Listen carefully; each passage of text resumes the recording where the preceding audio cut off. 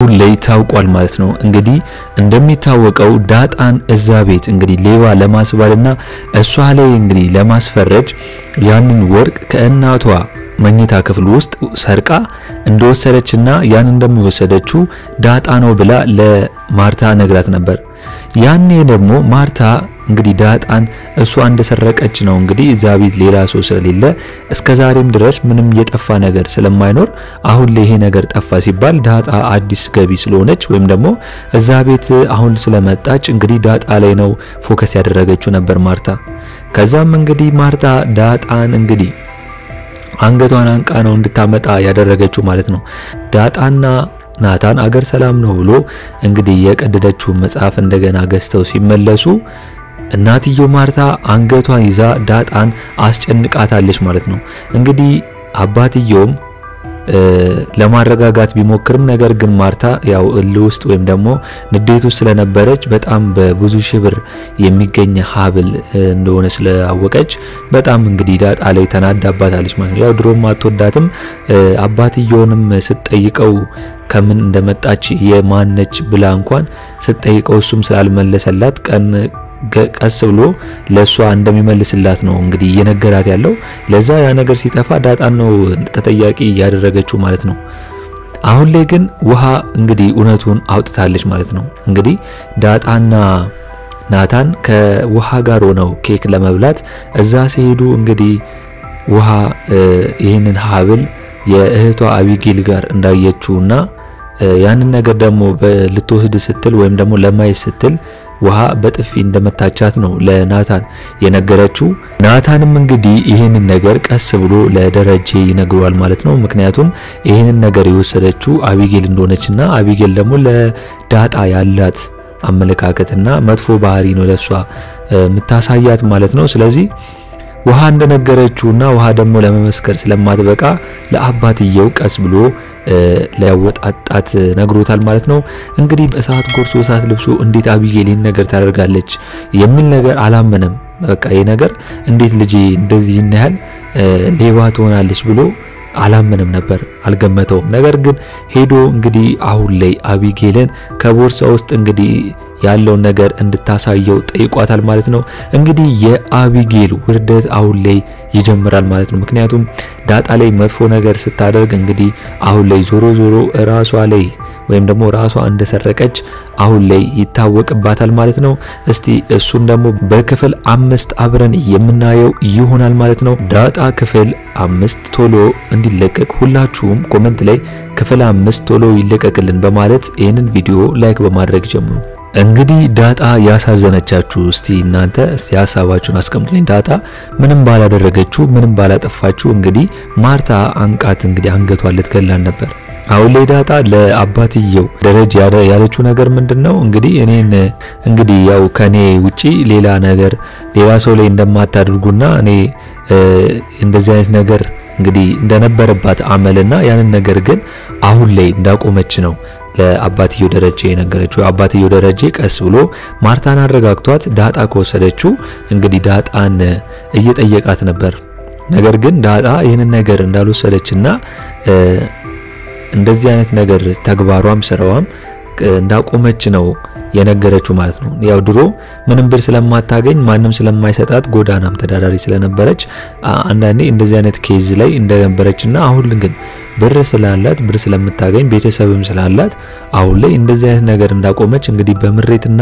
በማልቀስ ነው እንግዲህ የነገረችው እንግዲህ በዛን ሰዓት ላይ የኔ ልጅ ብሎ ጠርቷታል ማለት ነው ደረጀ እንግዲህ ዳጣም ይሄንን ሲሰማ በጣም ነው ደስታ ይሰማት ስለዚህ ደረጀ ትክክለኛ አባቷ ሊሆን ይችላል ነው በቃ የዳጣ አሁን ላይ ትክክለኛ አባቷ ነው ማንንም ሊሆን አይችልም ሌላው ጉዳይ እንግዲህ ያው ዳጣ ማርታ ዳጣን ተጠያቂ ያደረገቻት ይያለ እንግዲህ ሀብሉን የወሰድሽው አንቺ ነሽ በማለት እንድትሰጣት ወይም እንድታመጣላት አንቃ በመጠየቅባት ጊዜ እንግዲህ የሰራተኛውን ሁኔታ ያያችሁ ተመለከታችሁ በጣም በቃ በጣም ነው የምታሳዝነው ሰራተኛዋ ሰላም እንዴት ነው ያዘነችላት በቃ እውነትም ትክክለኛ የእናት አይነት ስሜት ነው ሰራተኛዋ ሰላም ላይ ያየነው ስለዚህ የዳጣን እንደዛ ስትደረግ ሰራተኛዋ በዛን ያክል ማዘንና መተከዝ ወይም ደግሞ ለሷ ማሰብ ስለዚህ እናት ባይሆን ኖሮ እንደዚህ ይሄን ያህል አታስብም ብዬ አስባለሁ። ስለዚህ እውነትም የዳጣ እናት ሰራተኛዋ ሰላም ነች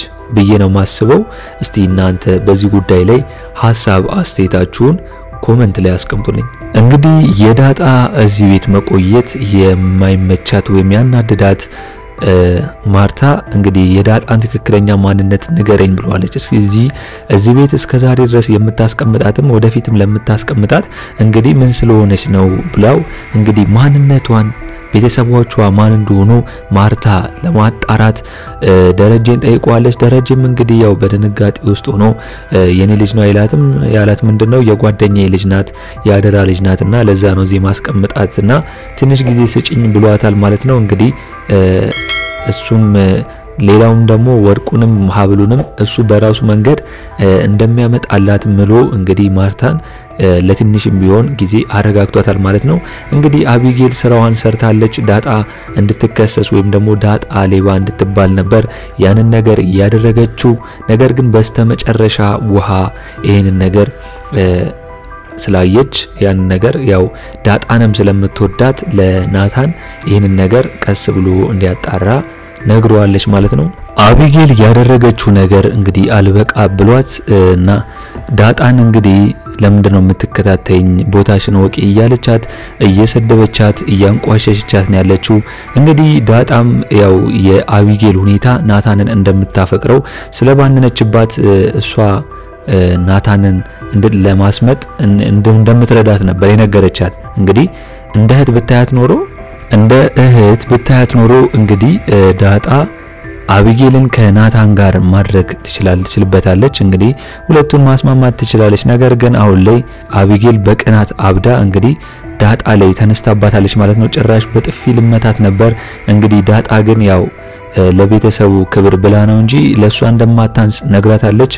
ስለዚህ አሁን ላይ የምታደርገው ነገር አቢጌል ሲበዛ በጣም ከባድና መጥፎ ስራ ነው እየሰራች ያለችው።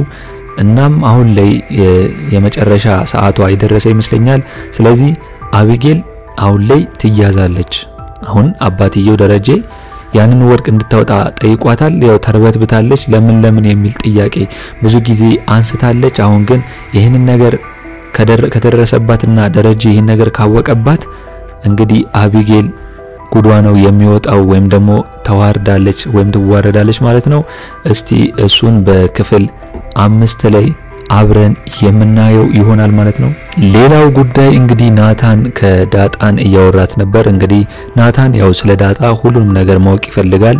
ስለ ቤተሰቦቿ ከየት እንደመጣች ማንነቷ ምን እንደሆነ ሁሉንም ነገር የሷን ባክግራውንድ ኢንፎርሜሽን ማወቅ ይፈልጋል። ነገር ግን አሁን ላይ ዳጣ ይሄ ነው የምትለው ነገር ስለሌለ ሚስጥርም ስለሆነ የደረጀ ልጅ ነኝ እንዳትል ያው ሚስጥር ስለሆነ ይሄን ነገር አሁን ላይ መናገር እንደማትችልና ነገር ግን ከቆይታ በኋላ ለናታን እንደምትነግረው ነግሯለች ማለት ነው። ናታንም እንግዲህ እንዳየነው ከሆነ ዳጣ ላይ የፎነቀቀ ይመስለኛል።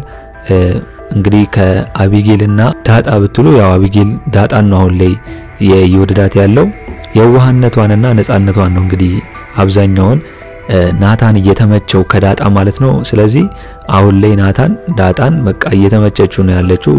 እሷን ከሷ ጋር ወክ ማድረግ ከሷ ጋር የሚሄድበት ቦታ መሄድ ነው እንጂ ጭራሽ አቢጌልን በዚህ መጥፎ ስራዋ መቼም ቢሆን እንደማይቀርባት አሁን ላይ ግልጽ ነው ማለት ነው። እናም የአቢጌል ውርደት አሁን ላይ እንግዲህ እናትየው ማርታ ስትሰማ ምን ትላለች? አሁን ላይ ራሷ አቢጌል ነው ይሄን ነገር ለማርታ ነግራ ዳጣ እንግዲህ ተጠያቂ እንድትሆን ልታደርግ የነበረው። አሁን ደግሞ ራሷ እንደሰረቀች ማርታ ስታውቅ ምን የሚፈጠር ይመስላችኋል? እስቲ ሁላችሁም ሐሳብ አስተያየታችሁን ኮሜንት ላይ አስቀምጡልኝ። የዛሬው አስተያየቴ ይህንን ይመስል ነበር። ዳጣ ክፍል 5 ቶሎ እንደተለቀቀ እኛም በኮሚኒቲ ፖስታችን ስር ወዲያው ለእናንተ የምናስቀምጥላችሁ ይሆናል ማለት ነው። ለአምባር ሚዲያ አዲስ ከሆናችሁና እስካሁን ሰብስክራይብ ያላደረጋችሁ ካላችሁ ሰብስክራይብ በማድረግና የደውል ምልክቱን በመጫን ቤተሰብ እንድትሆኑን በአክብሮት እንጋብዛለን። በቀጣይ ክፍል እስከምንገናኝ ድረስ ሰናይ ቆይታ ይሁንላችሁ። ቻው ቻው።